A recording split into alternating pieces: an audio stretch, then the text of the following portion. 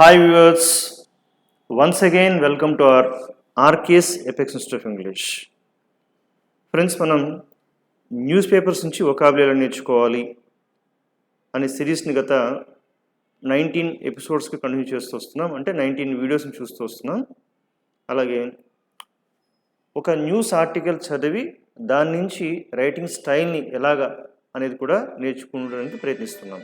Clear? ఈరోజు ఒక word చెప్పాలి మీకు ఒకటి, అదేంటంటే కొలొకేషన్. లాస్ట్ టైం కూడా కొన్ని వీడియోస్లో చెప్పాను కొలొకేషన్ అంటే ఏంటి అని ఒకటి రెండు సందర్భాల్లో. ఇప్పుడు కొంచెం స్పష్టంగా మరొకసారి చూద్దాం. ఫ్రెండ్స్, కొలొకేషన్ అంటే ఒకసారి డెఫినేషన్ చదవండి. Definition: collocation a combination of words in a language that happens very often and more frequently than would happen by chance. అంటే ఇది చాలా పెద్దగా చక్కగా చాలా ఉంది, కానీ మరొకసారి చూద్దాం. కొలొకేషన్ అంటే ఏంటంటే కనుక నేటివ్ స్పీకర్స్, అంటే మనది native language Telugu, English native speakers, okay, వాళ్ళు తరచుగా ఏ పదాల కలయికతో వాడుతూ ఉంటారో ఆ కాంబినేషన్ కొలొకేషన్ అంటారు. ఇప్పుడు ఇంగ్లీష్ అందరూ మాట్లాడతారు, కానీ వాళ్ళు ఇంగ్లీష్ అనేది ఒక మంచి స్థాయిలో ఉందా లేదా అని జడ్జిమెంట్ ఇచ్చే దేని మీద అంటే కొలొకేషన్స్ మీద. అంటే మీకు ఇంకొంచెం బాగా అర్థం కావాలంటే నేను మన తెలుగు ఫ్లేవర్ తీసుకుంటాను ఇక్కడ. క్లియర్? ఒకసారి చనిపోవడం అనే దానికి మనకు ఉన్నటువంటి కొన్ని సినోనిమ్స్ చూడండి. చనిపోవుట, పరమపదించుట, ఓకే, స్వర్గస్థులొగుట, దివంగతులొగుట, కీర్తిశేషులొగుట, అకాలంలో చెందుట, కాలం చెట్టు, ఇలా చాలా ఉంటుంటాయి. ఇది తెలుగు మాట్లాడే వ్యక్తులుగా మనం ఈ ప్రతి సెంటెన్స్ని ఏ సందర్భంలో వాడాలి, ఎలా వాడాలి మనకు తెలుస్తుంది అంతా కూడాను కదా. ఇప్పుడు ఇదే ఈ పర్టికులర్ వొకాబులరీ నేర్చుకున్నటువంటి వేరే వాళ్ళు, అంటే తెలుగు భాషని మాతృభాషగా కానటువంటి వాళ్ళు, ఓకే, ఈ వర్డ్స్ నేర్చుకుని ఇదంతా ఒకటే అర్థంలా ఉంది కదా అని చెప్పేసి ఒకతను చాలా సాడ్గా బాధగా ఉన్నాడు. అడిగాను, ఏమబ్బా అలా ఉన్నావు, ఏమైందంటే, సార్ నిన్న మా ఇంట్లో మా కుక్క పిల్ల పరమపదించింది అని అనుకోండి, బాగుంటుందా? మా కుక్క పిల్ల కీర్తిశేషులు అయింది అన్నారు అనుకోండి, అంటే ఆయన దృష్టిలో పరమపదించడం అన్నా కీర్తిశేషులు చనిపోవడం అది కరెక్టే, కానీ అక్కడ మనం యానిమల్స్కి వాటికి వాడడం కదా, అంటే కాంబినేషన్ తప్పుతుంది కదా. ఆ తప్పిన కాంబినేషన్ మరి కొలొకేషన్ కాదు. కొలొకేషన్ అంటే కనుక నేటివ్ స్పీకర్స్, అంటే కొంచెం న్యాచురల్గా ఆ కాంబినేషన్ అనేది ఎలా వాడతారో అది బై ఛాన్స్ కాకూడదు, okay, natural it should happen, అలా ఆటోమేటిక్గా వచ్చేయాల్సి ఉంటుంది. అలాంటి కాంబినేషన్ని మనం వాడగలిగితే అంటే అది ఎట్లా వస్తుందంటే లాంగ్వేజ్ ఎక్కువ వినటం ద్వారా వస్తుంది, వినటం ద్వారా లేదా చదవడం ద్వారా వస్తుంది అంతా కూడాను. అందుకని లాంగ్వేజ్కి listening and reading, these two are very very important. Listening and reading. So మరి ఇంగ్లీష్లో కొలొకేషన్స్కి ఒకటి రెండు ఎగ్జాంపుల్స్ చెప్పాలంటే మనం చెప్తుంటాం కదా, హలో, పే అటెన్షన్, ఇది ఒక మంచి కాంబినేషన్. అలాగే ఒక స్పీచ్ ఇవ్వాలి, ఎవరైనా కూడా ఒక స్పీచ్ ఇవ్వడం, మనం ఏం చేస్తామంటే తెలుగులో ఇవ్వడము అంటే గివ్, కాబట్టి he gave a speech, okay, he will give a speech tomorrow ఇలా అంటాం. కానీ ఇంగ్లీష్కి వచ్చేసరికి make a speech or delivery a స్పీచ్ని వాడాల్సి ఉంటుంది. అంటే ఇట్లాగా he made a speech yesterday, he will delivery a speech tomorrow, or he will make a speech tomorrow, ఇలా వాడాల్సి ఉంటుంది. ఎగ్జామ్స్ మనం రైట్ ఎగ్జామ్ వాడతారు, కానీ నేటివ్ స్పీకర్స్ వాళ్ళు టేక్ ఎగ్జామ్ వాడతారు. ఇక్కడ I will take an exam tomorrow, ఇలా రకరకాల మంచి మంచి కొలొకేషన్స్ ఉంటాయి. ఆ కాంబినేషన్స్ మనం పట్టుకోవాల్సి ఉంటుంది. ఇప్పుడు న్యూస్ పేపర్ రీడింగ్ ఎందుకు చూస్తున్నాం? కేవలం వర్డ్ అర్థం కాదు, ఆ వర్డ్ ఇంకొక వర్డ్ కాంబినేషన్ దేంతో కలిపి వాడుతున్నారు అది పట్టుకోవాల్సి ఉంటుంది. Okay, just by learning only one word is not enough. The word, how it is used with some other words, the combination is very very important. Once you concentrate on those combinations, then you can become a good speaker, a fluent speaker, and at the same time those who take competitive exams, for them these collocations will help them a lot. అంటే ఎవరైతే competitive exams తీసుకుంటారో వాళ్ళకి combinations బాగా పనిచేస్తాయి, ఎందుకంటే ఆ combination బట్టి ఇక్కడ ఏ వర్డ్ సూట్ అవుతుందో వాళ్ళు గెస్ చేయగలుగుతారు. ఇక్కడ అర్థమవుతుంది కదా. ఫిల్ ఇన్ ద బ్లాంక్స్లో ఈ వర్డ్ సూట్ అవుద్దా లేదనేది జడ్జిమెంట్ ఎలా వస్తుంది? ఆ కొలొకేషన్ మీద డిపెండ్ అవుతుంది. అంటే right choice of the combination, okay, దానిపైన డిపెండ్ అవుతుంటుంది అంతా కూడా. క్లియర్? రైట్, కొలొకేషన్. రైట్, మరి ఇవాళ న్యూస్ పేపర్ ఒకటి చూద్దాం. The first one, public poor grievances before Lokesh. Public poor grievances, ఇది కూడా ఒక రకమైన కొలొకేషన్ మీరు అనుకోవచ్చు. ఏంటది? Poor grievances, okay, poor grievances అంటే గ్రివెన్స్ అంటే ఏంటి? గ్రివెన్స్ అనేది ఒక నౌన్ ఫ్రెండ్స్, గ్రీవ్ అనేది వర్బ్ అవుతుంది. అక్కడ గ్రీవ్ అంటే కనుక దుఃఖించు లేకపోతే దుఃఖం కలుగు ఇట్లాగా. అంటే ఫీల్ ఇంటెన్స్ సారో అంటే ఎక్కువ దుఃఖాన్ని అనుభవిస్తుంటుందని గ్రీవ్ అంటారు, అది వర్బ్ అవుతుంది. గ్రీవెన్స్ అంటే దుఃఖము, బాధ, ఓకే, ఇలాంటివన్నీ కూడా.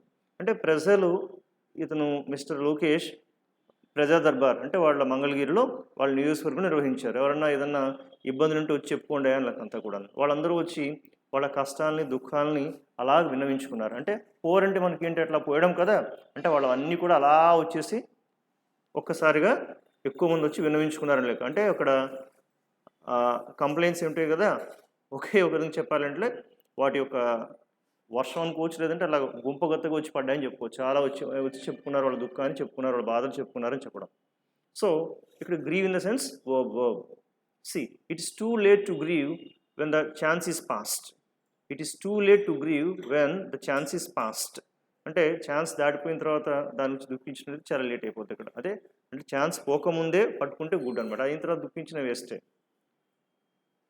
అలాగే the main grievance of the drivers, ఈ డ్రైవర్స్ వాళ్ళకు ముఖ్యమైన బాధ కానీ చింత ఏంటంటే కనుక is the imposition of higher fees for driving licenses. అంటే వాళ్ళు డ్రైవింగ్ లైసెన్స్కి ఎక్కువ ఫీజు కలెక్ట్ చేస్తున్నారు. ఆ కలెక్షన్ అనేది వాళ్ళకు ఒక ఇబ్బందిగా, దుఃఖంగా, లేదంటే బాధగా ఉందని చెప్పడం అంతా కూడా గ్రివెన్స్.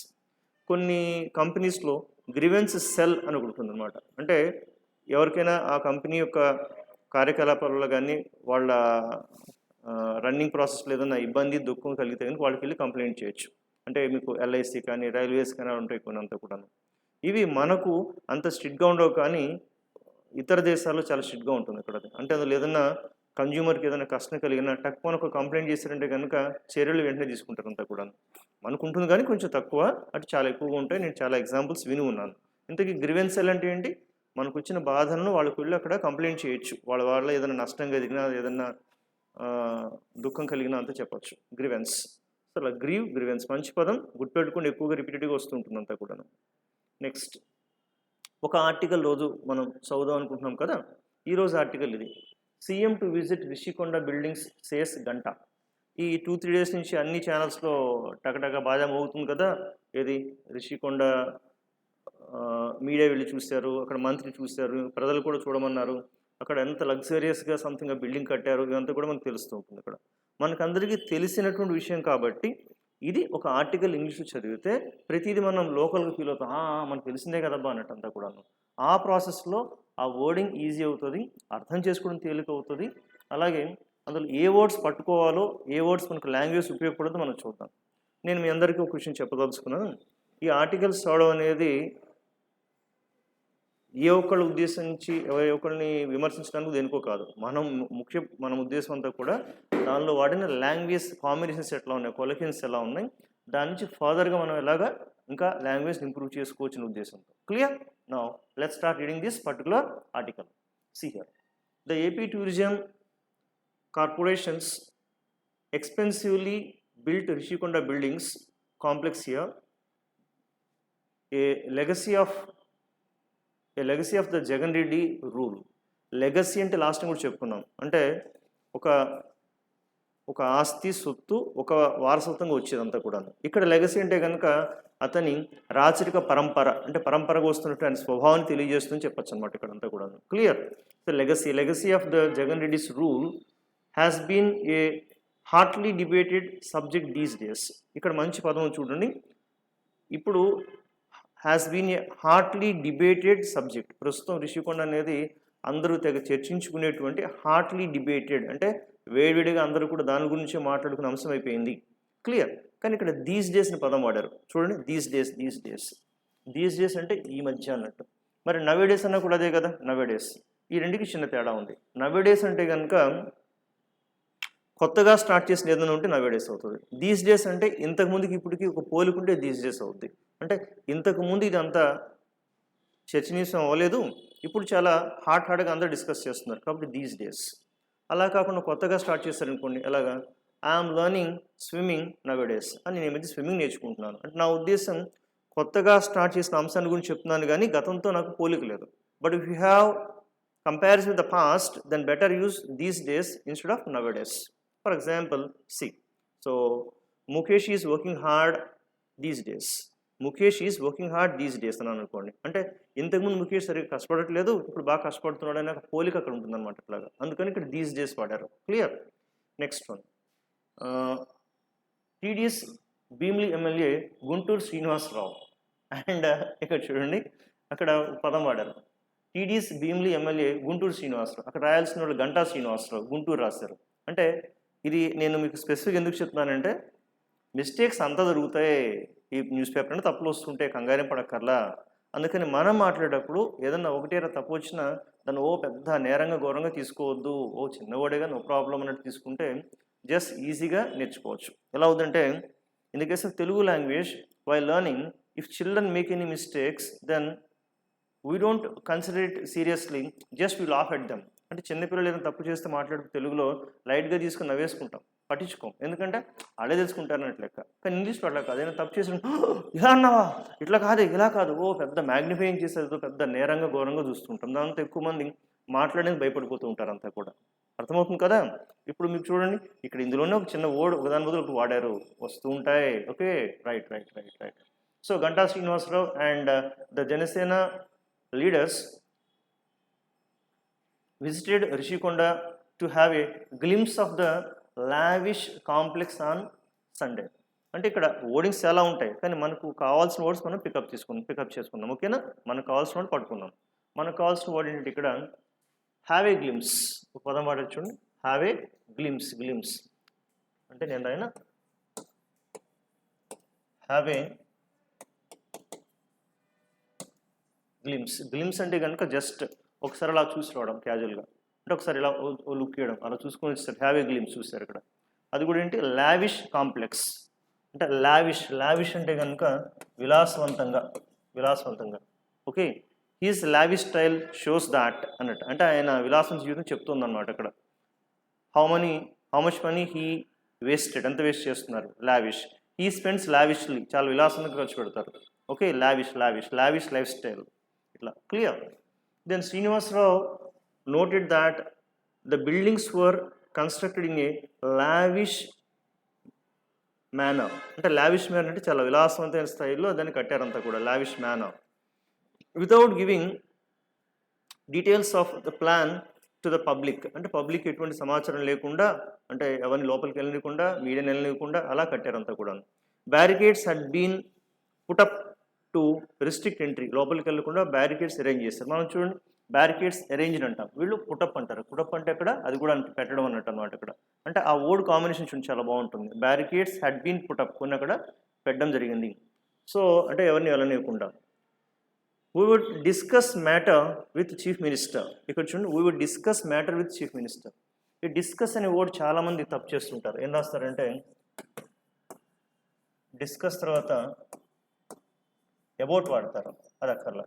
అక్కడ ఏం వాడారు చూడండి, we discuss the matter. I will discuss the issue with the manager. అంతేగాని I will discuss about the matter అనకూడదు. అందుకని న్యూస్ పేపర్ చూడడం ద్వారా వచ్చే అడ్వాంటేజ్ ఏంటంటే, ఇక్కడ ఏదైతే మనం తప్పు చేస్తామో దాన్ని కరెక్ట్ చేసిన అవకాశం ఉంటుంది కొంతవరకు. ఇక్కడ ఏం వాడారు చూడండి, సో ఆయన ఏం చెప్తున్నారు, we would discuss matter with chief minister. అంతేగాని డిస్కస్ అబౌట్ కాదు, అబౌట్ పెట్టకూడదు. So we discuss the matter with chief minister Chandrababu Naidu and he will decide on how to make use of this complex. Make use of, ఉపయోగించుకోవడం, ఇది మంచి పదం, make use of. Okay, every day, I mean, we listen to one YouTube video or we watch one YouTube video. I request you all to make use of these videos. Make use of these videos అంటే ఉపయోగించుకోండి. Make use of అంటే ఆ పదాన్ని వాడండి. ఇదే past tense with made కదా, ఒక అతను చెప్తారు. So in my 10th class all my teachers taught us very well. I made use of their services and got highest score in my 10th class. Made use of అంటే ఆ combination పట్టుకొని చాలా బాగుంటుంది, అదే క్వాలిఫికేషన్ అంటే కనుక. Clear. Right. Made use of the complex అంటే complex ఎలా వాడాలో అది చంద్రబాబు నాయుడు గారు డిసిషన్ తీసుకుంటారు అని చెప్తున్నారు అనమాట. So and adding to this that the CM would visit the place. త్వరలో సీఎం గారు కూడా వచ్చి విజిట్ చేయొచ్చు అని చెప్తున్నారు అనమాట. The Rishikonda project initiated in 2021 అంటే 2021లో బిగిన్ అయింది. మనం ఏమంటాం, the construction of this project began అంటాం. వాళ్ళు ఇనిషియేటెడ్ అంటే అప్పుడు అది ప్రారంభమైంది అన్నట్టు అనమాట. So had been granted A construction fund of 365.24 crore. అంటే ఇనీషియల్గా అంత అమౌంట్తో స్టార్ట్ చేశారు.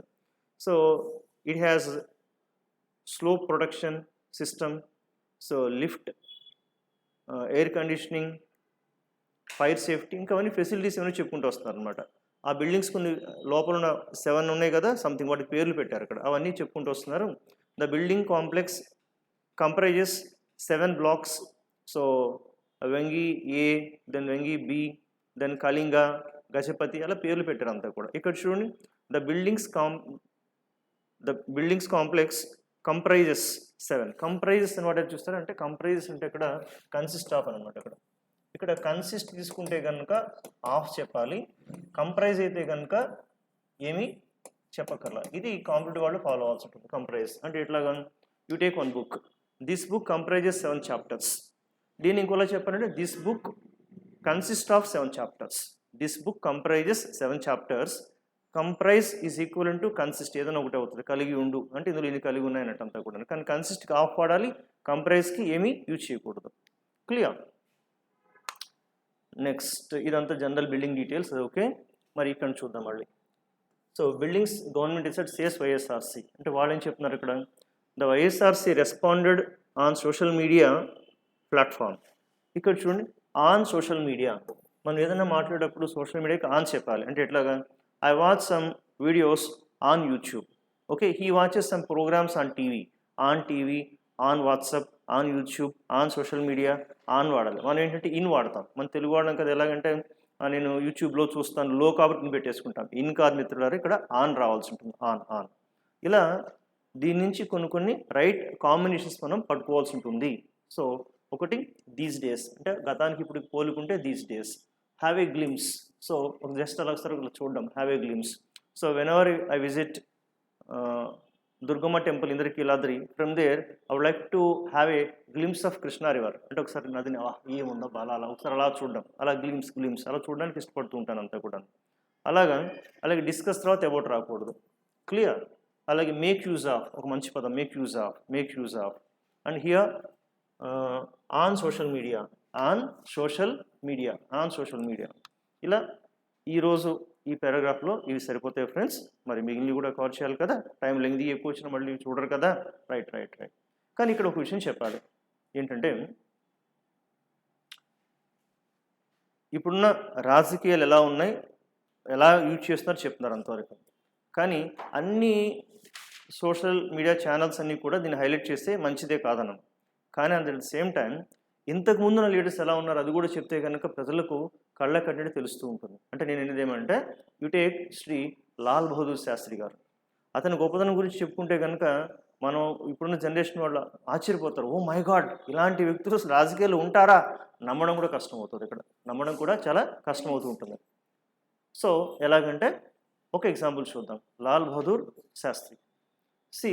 మీకు తెలుసు, శ్రీ లాల్ బహదూర్ శాస్త్రి గారు రైల్వే మినిస్టర్గా చేశారు మనకు, అలాగే ప్రైమ్ మినిస్టర్గా చేశారు, హోమ్ మినిస్టర్గా చేశారు కదా. ఈ చేసిన ప్రతి దానిలో కూడా నిజాయితీని చూస్తే కనుక ఎవరైనా సరే షాక్ అవ్వాల్సి ఉంటుంది. ఇక్కడ ఏది 1-2 ఎగ్జాంపుల్స్ చెప్దాం చూడండి ఒకసారి.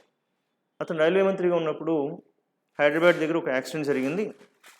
అది ఎవరో ఒక సిగ్నల్ మ్యాన్ తప్పు కూడా జరిగింది. కానీ ఆయన ఏమంటారంటే కనుక, I'm the head of the family, I'm the railway minister, so let me take the moral responsibility. And he resigned his post. అంటే ఆ మినిస్ట్రీకి రిజైన్ చేస్తారు అన్నమాట. ఇక్కడ అదేదో సెంటిమెంట్గా ఎవరినో కొంచెం బెదిరించడానికో లేదంటే మళ్ళీ బతిమలాడించుకోవడానికో కాదు, ఆయన రిజైన్ చేసి ఉంటున్నారు. రిజైన్ చేయడానికి కూడా ఆయన కారులో, ప్రభుత్వం ఇచ్చిన కారులో వెళ్ళారు. బట్ వచ్చేటప్పుడు మాత్రం నడిచి వచ్చేస్తున్నమాట. అంటే వచ్చేటప్పుడు కారు వాడలేదు. కారు అతను వచ్చి, సార్ ఎక్కడ సార్ అన్నా కూడా, ఇప్పుడు నేను మంత్రి కాదు, వాడకూడదు, రూల్ ఈజ్ రూల్ వాడలేదు. అలా ఇంకొక సందర్భంలో వాళ్ళ అబ్బాయికి జాబ్ వచ్చింది.